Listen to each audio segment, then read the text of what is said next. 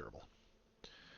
Let's talk about primary and secondary causes, especially in Calvinism, on exegeting Calvinism.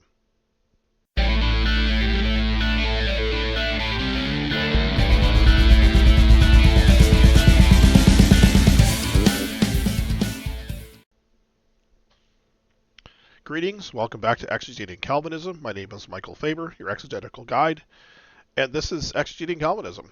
We're going to talk about primary and secondary causes. I'm actually going to let RC Sproul talk about primary and secondary causes and then maybe try to describe them a little bit and then show where Calvinism kind of conflates a couple of things to sort of make their theology work. But let's start with this. Because the one thing you can take to the bank is that you can't get something out of nothing. So something, somewhere, somehow must have the power of being within itself, or nothing could be. It's that simple, and it really is simple. It's not rocket science. It's very simple. But they're now stressing with what is the relationship between supreme being and lesser being, between the ultimate source of motion and the motions that we go through. I mean, the framers of the Westminster Confession, along with the rationalists of the 17th century, were not saying that the activities that we carry on are mere illusions. They say creatures have real power. I can decide to move my hand and move it. I can set things in motion. I can swing a golf club, and if I'm good enough, I can actually hit the ball and make it go someplace. Not always where I want it to go, but I can make it move. And so we understand that creatures have been endowed with certain powers. The power to make decisions, the power to make choices, the power to be involved in various activities. Yet at the same time, as the apostle teaches us, the power that I have, which is real power, is a derived power. It's a dependent power.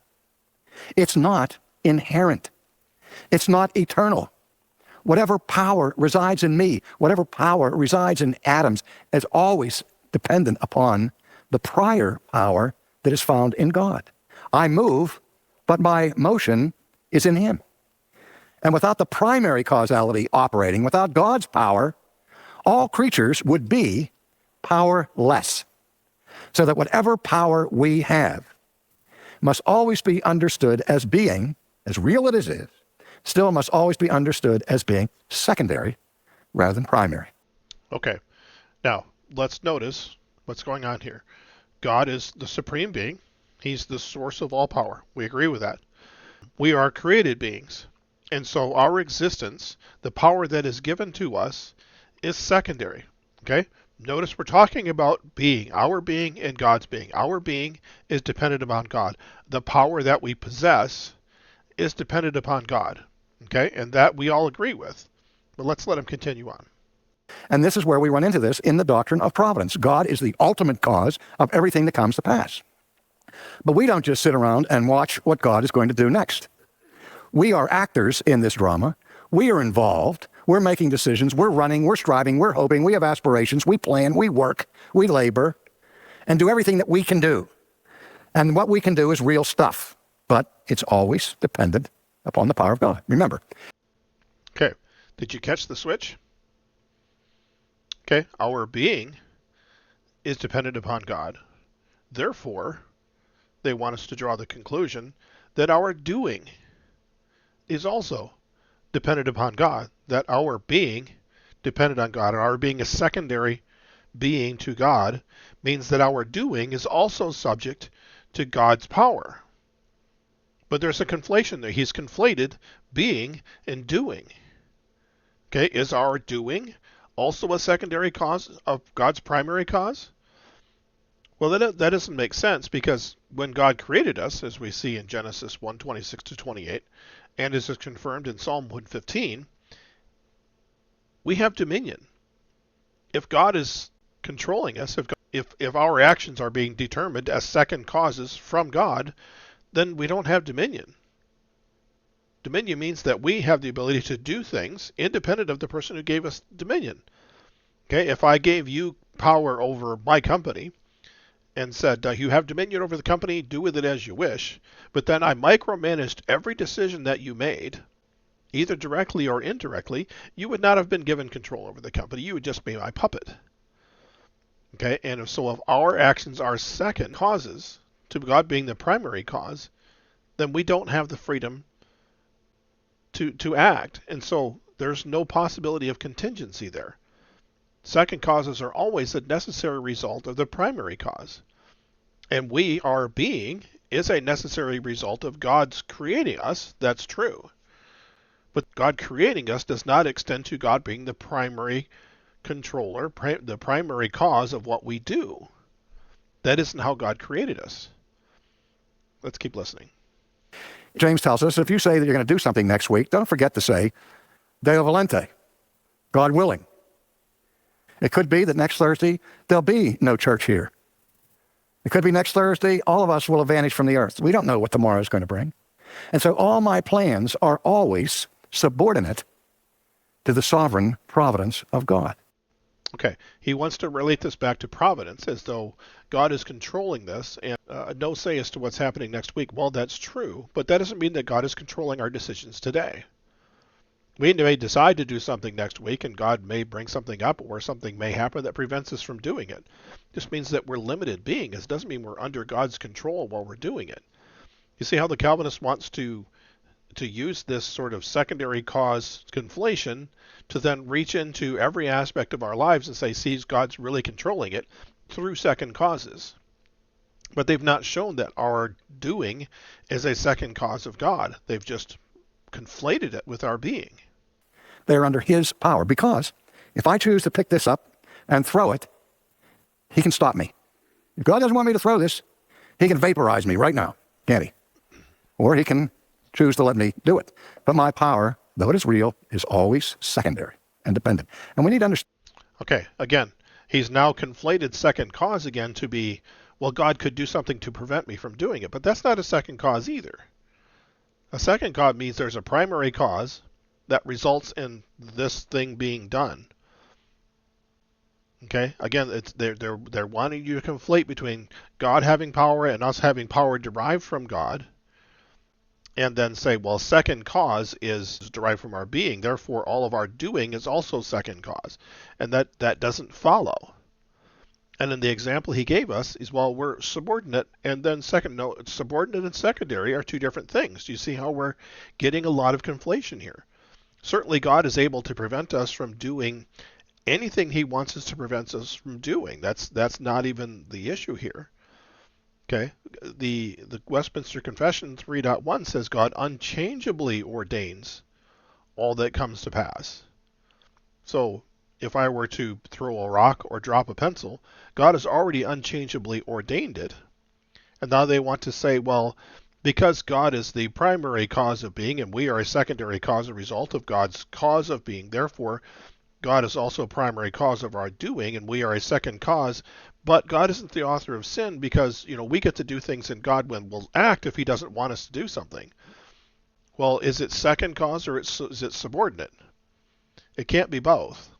And this is the conflation that Calvinists routinely jump into. Understand that. And again, I want to emphasize both sides of that coin, that the power is secondary, not primary, but it is real power. And that's why the framers of the confession talk about how God orders these things to fall out according to the nature of secondary causes. Okay. Secondary causes of being or secondary causes of doing? You notice he doesn't specify because he doesn't want to specify, because as soon as he says being and doing, the conflation becomes obvious. So he still wants to play that game between being and doing. Either necessarily, freely, or contingently. That is, God brings his will to pass, sometimes through necessity, sometimes through letting the creature exercise his will. And as the creature exercises his will, the creature in exercising his will and doing what the creature wants to do, as it were, plays right into God's hands. We see this, and we've looked at it in the doctrine of concurrence. Okay, do you see how now we're playing into God's hand? Well, is that second cause? That's not a second cause.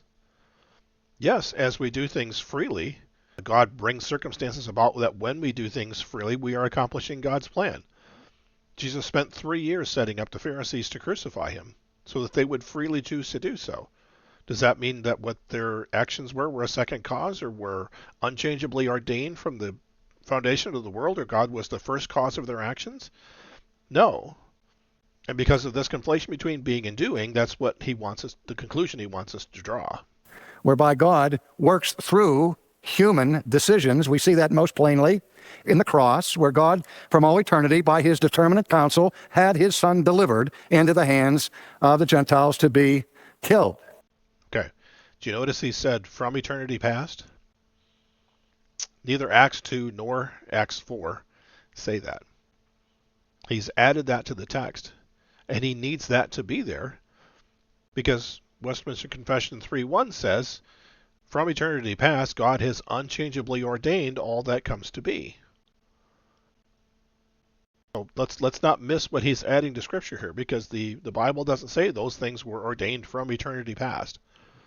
And yet, God also chose to work through human agency in bringing his will to pass, and it was through the machinations of people like Judas that took place. Now, it wasn't like Judas was grabbed by the scruff of the neck and God forced Judas against his will to do what Judas didn't want to do. No, Judas did exactly what Judas wanted to do, and God made use of his decision, just as we see it in Job, where in Job, the Chaldeans come and they steal Job's cattle, not because God forced them to do it, but they were cattle rustlers from the beginning. They had their eyes on that cattle, but God's hand had restrained them.